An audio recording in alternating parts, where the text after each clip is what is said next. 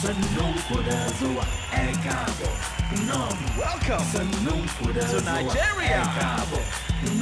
the land of the people. Visit Nigeria, see for yourself the wonders of life, rich and simple, valued and free. Welcome to Nigeria. Welcome to Nigeria. Welcome to Nigeria.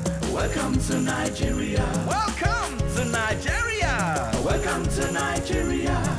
Nigeria is your home, where life means so much. You may live in the America. Welcome to Nigeria. Europe or Asia. Welcome to Nigeria. Far Eastern Africa. Welcome to Nigeria. Nigeria is your home, the secret of Africa. Welcome to Nigeria Television Talk Show. Visit Nigeria, see for yourself. Welcome to Nigeria. Welcome to Nigeria. Nigerians living abroad, don't forget home. There is no place better than home. Welcome to Nigeria. Welcome to Nigeria. Welcome to Nigeria. Welcome to Nigeria. Hi, my name is Julius the Genius Zago. Oh, we're in Nigeria, so welcome to Nigeria. Well, this is Welcome to Nigeria Television Talk Show, another interesting episode for you today. If you're just joining us, we have a very, very wonderful program for you today. I still remain your host, Issa Sago, and welcome to Nigeria Television Talk Show. With me today is Professor Ajayi Robert Borofice, or Distinguished Senator Robert Ajayi Borofice. He is a senator representing Ondo North Senatorial District. But we're here on the platform of Welcome to Nigeria Television Talk Show. Prof, it's nice having you on our platform. Thank you. It's a privilege having you on our program. Thank you. Prof, you are a professor, an academician, a lecturer, and it will confuse a lot of people what lecturing has to do with politics. And why have you decided to go into politics and today you're a senator? Well, I think first and foremost we receive education to serve our nation, to contribute to the development of the country. And this contribution can come in different forms. When I was a university lecturer, I contributed my quota into capacity building, training younger Nigerians who are to go out and take up appointments in various departments and ministries, also to contribute their own quota to development of the nation. I was involved in research and development, which also is very important. That was a phase. And I had another opportunity now to be in the National Assembly as a senator. It's another phase, and what I'm still doing is contributing to the development of this country as a legislator. And so I don't see anything that's strange. If generals can leave the military and become senators, if in fact I've seen there is a state in this country whose governor was a university professor, Professor Ambrose Ali. Old, was it Edo State? State. So there's nothing strange in a professor going to politics, just as it's not strange seeing a general going to politics. We all in our primary training have been, trained to be patriotic, to be conscious of, what we can contribute to this country, and that is what is important. Whether you are 10 years as a lecturer or 20 years as a lecturer, and you don't come back to the university, it's just the same thing. You are working for the nation, contributing to the development of the country. We are given certain issues regarding politicking in Nigeria. Millions of Nigerians, they come to realize one thing, which I really need one or two clarification from you. Are you into politics because of yourself, in terms of your own interest, or for the goodness of Nigeria? Why are you into politics? And the times that you have been in politics fully now, what has really been your contribution? Well, I would say that maybe 5 years ago, if you have asked me whether I was going to be a senator, and I would just look at you and say, never. But when I retired from the public service, and my people believe that I've contributed a lot to the development of science and technology, first and foremost at the university level, then at the public service, being the pioneer Director General of the Space Agency. We know what we did in the Space Agency. And they thought I could also now come back home and lead, in the development of the constituency. In fact, I would say I was pressurized into going into politics, and that's how I found myself. And as I said, that in my own geopolitical area, Akoko, those states, I'm the actuary of Akoko and land, which is made up of 4 local governments.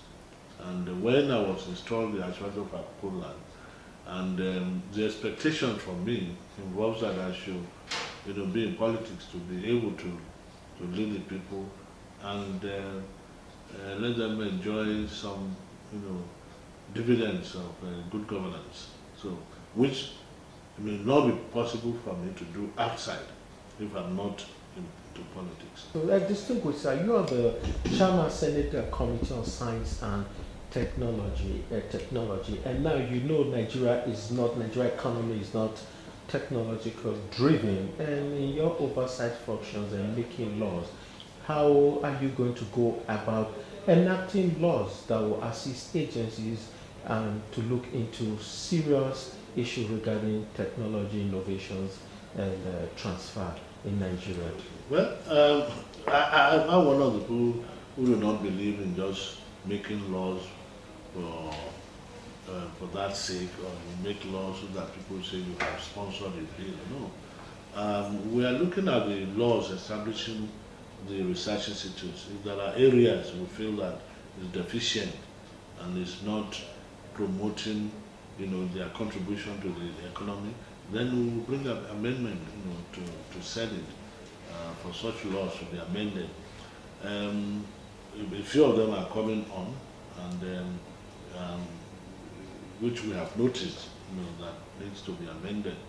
But in terms of oversight function, we are doing our best. But the fact is, the problem is very complex in that most of these agencies are not funded.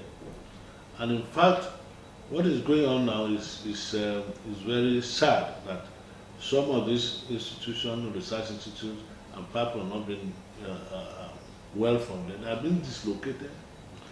And the argument that we have too many research institutes is very, very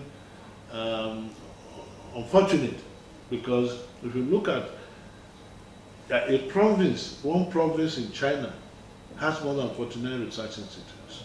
I think we should compare the research institute we have in Nigeria with what we have, what is operating in India and South Africa. You discover that we don't even have what we call the minimum required to drive the economy. There's no way we can, say we are, aiming at achieving a transformed economy from agrarian, economy to an industrial economy without really using science and technology as a driving, force. So, and this is the irony. And I was coming to that because science and technology play a very key role in economic development of any country. Yes. Poverty alleviation, employment, job creation. And you were one time a former DG of National Space Research and Development Agency, yes, and also a one-time coordinating director of NASENI. Yes. Against the backdrop of present laws that establish these institutions, and on the fact that government wants to prune down some of these research institutes, which of course in the first place are not adequate. And two, and looking at S&Ts, agencies, and the poor funding of all of these agencies, where do you see Nigeria's science and technology innovation sector in the next 10 years? Well, if we go at this rate at which we are going, I think science and technology is going to be reduced to nothing. I mean, it's very sad that I personally believe that we do not have enough research institutes to address the various problems confronting this nation, and here we are pulling them down. I think it's just short-sighted or lack of ignorance on part of those who are recommending this and pulling down of the number of research institutes. As I said, in one province in China, you have about 49 research institutes. And there we have only 18. And we're not pulling it down. I don't know where to come to. So maybe eventually they will scrap the Ministry of Science and Technology. And then I don't know how we're going to compete with even other African countries that have begun to put so much emphasis on science and technology as a driver of the economy. And I hope those who are advising Mr. President will consult experts in science and technology, not economists, not people who read economics and they find themselves allocating resources and making decisions on science and technology. It is wrong, and for me it's embarrassing that at this point in time in the history of this nation, we are still toying with science and technology. When countries like the United States of America is even giving more money to science and technology, Britain is putting more money in science and technology, India, China is putting more money in science and technology. Today, China is the second largest economy, and that growth is driven by science and technology. And here we are, we want to transform our economy to one of the 20 most advanced economies in the year 2020. It's a dream that we cannot realize. It's a joke, and we must tell ourselves the truth. Science and technology is key. Of course, your comments should start coming in on this program or looking at science and technology is our focus on Welcome to Nigeria Television Talk Show, because it is a key driver of any economy across the world. Everything, the man's existence, his comfort, whatever he does, his ability to make his life meaningful, all revolves around science and technology, innovations and science and technology, creativity. Science and technology is very, very key if Nigeria is to attain the Millennium Development Goal, and if Nigeria is to attain the betterment transformation. Science and technology is very key. And if you're just joining us, this is Welcome to Nigeria Television Talk Show. I'm still the host, Issa Sago. With me here is distinguished Senator Robert Ajayi Borofice. He is the Chairman Senate Committee on Science and Technology here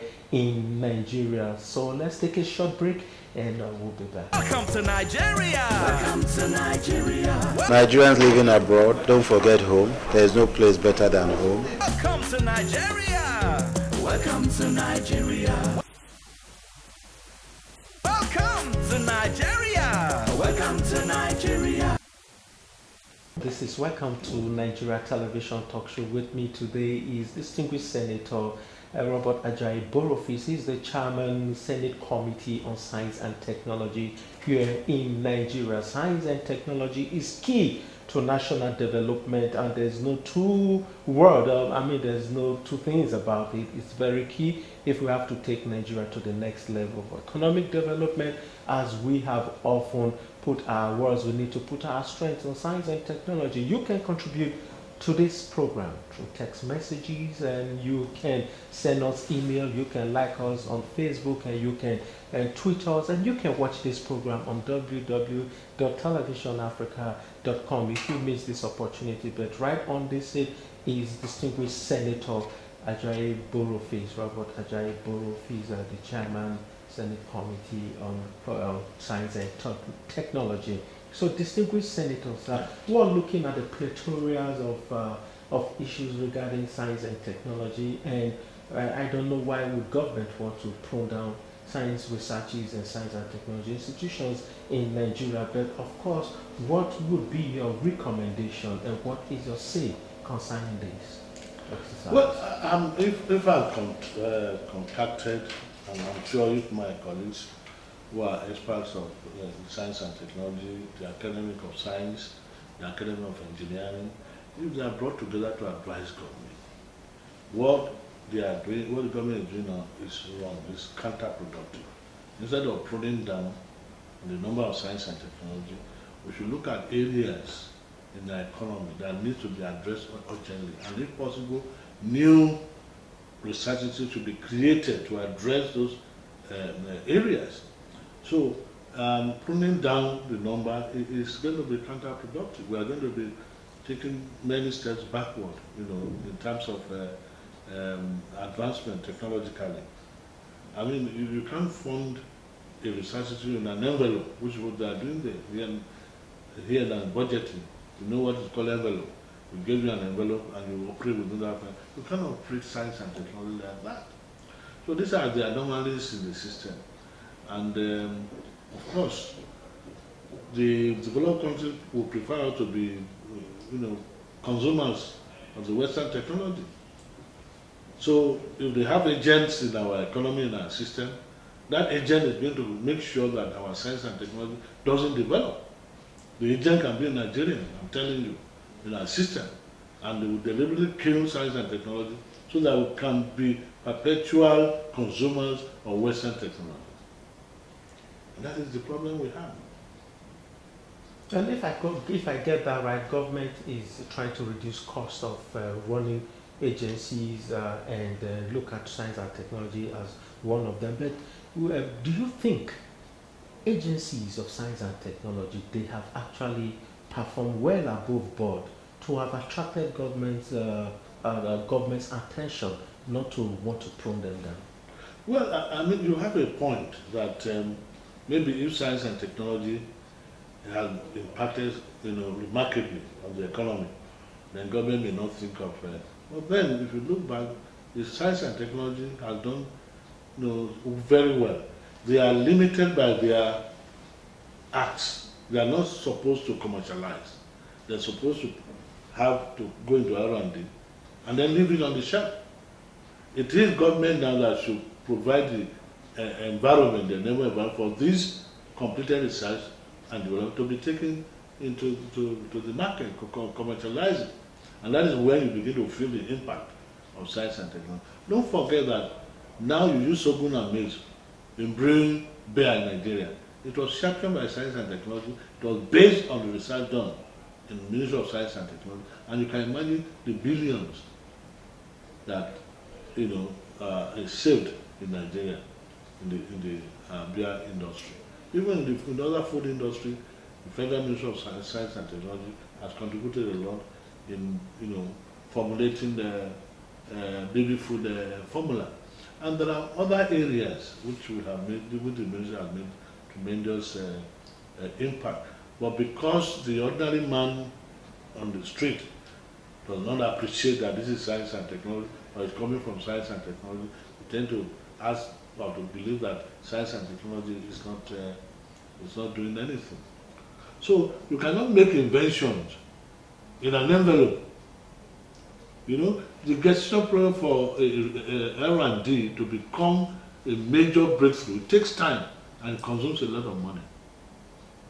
So, which we don't have in this country. We don't have that culture of investing in research and development. We don't. So, okay, let's look at Ondo State, distinguished. For those who don't know anything about Ondo State, and if what you would say on this program could be an assurance for them to want to visit Ondo State, what you say will influence them to do that. Ondo State is in the southwest, western part of Nigeria, known, rich in cocoa, agriculture, and other mineral resources. Now, if I may ask you, what sets that state apart as a different state from many other states in Nigeria? And looking at the resources contribution of Ondo North to the economic growth of Ondo State. Well, I would rather take Ondo as a whole without saying Ondo North. I think Ondo State is a very, very lucky state in that economically and potentially, I would say we should be one of the richest states in the country. We are part of the oil producing states in the country. We have so many mineral resources. We have limestone, we have bitumen, we have iron ore, we have coal at commercial, quantity that can be used, in industrializing the state. Of course, we talk of agriculture. We have forests. We have anything that it takes to be a very buoyant and potentially economically viable state. And of course, you have the human capital that can harness all the resources to generate wealth for the state. What may be lacking is a coordinator who's supposed to coordinate the human capital and all those resources to create wealth for the state. I'm sure one time we'll get to that level when we'll be able to identify a manager, a coordinator who can do this for the state.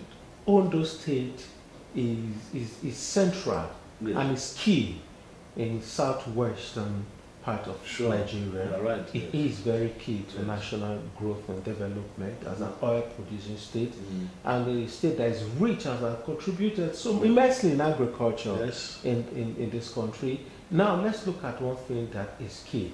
If you were to invite an investor to Ondo State, yes, in which area of the sectors would you want investors to come and invest in Ondo State, and why? Honestly, I will focus on agri. We have a very great potential in the area of agri.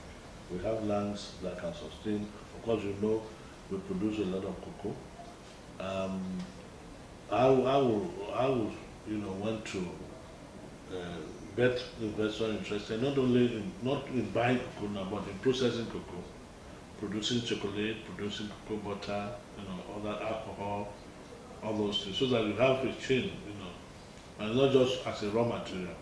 We have good land that can support rice production. We have land that can support tomato production, at a large and commercial quantity. And we have forests, where you can get a lot of, wood products. So this is an area we want to focus on, and also in the area of exploitation of our mineral resources. We have limestone, as I told you. We have coal, and from coal you can get about almost 4 types of industries. So I will want to encourage investors to focus on agri and the development of our mineral resources. So, distinguished Senator, Ondo State is rich in tourism potentials and culture. Very, very rich. Idorin, I guess it's in Ondo State. Yes. Idorin Hill is in Ondo State. Yes. And they have flamboyant festivals and all that, but that is key to empowering people at the local. What would you have to say about that? Well, I would say that yes, Ondo State has a potential for tourism, but it's not been developed. What we have in it now is mediocre. It's a mediocre, jamboree, which does not. I don't think that will attract, tourists from outside this country. If you want to establish tourism, you must sit down, get experts, to plan it, to structure it. There are many things involved. Accommodation, transportation, road, so many things that you have to put in place. Not when one rascal just comes from somewhere and says he wants to do something, and government is putting money and wasting money there. Italy is a very, very, very tourist attraction if properly organized. If properly organized. And I know I've been to it from down before. So, as I said, this is part of our resources, but it will be properly managed and organized. So you need a coordinator or a manager to do that. Properly. Yes, properly. Yes. So I mean a manager managing the state. The state, yes. Properly, yes. Yes. I understand what you meant. Yeah.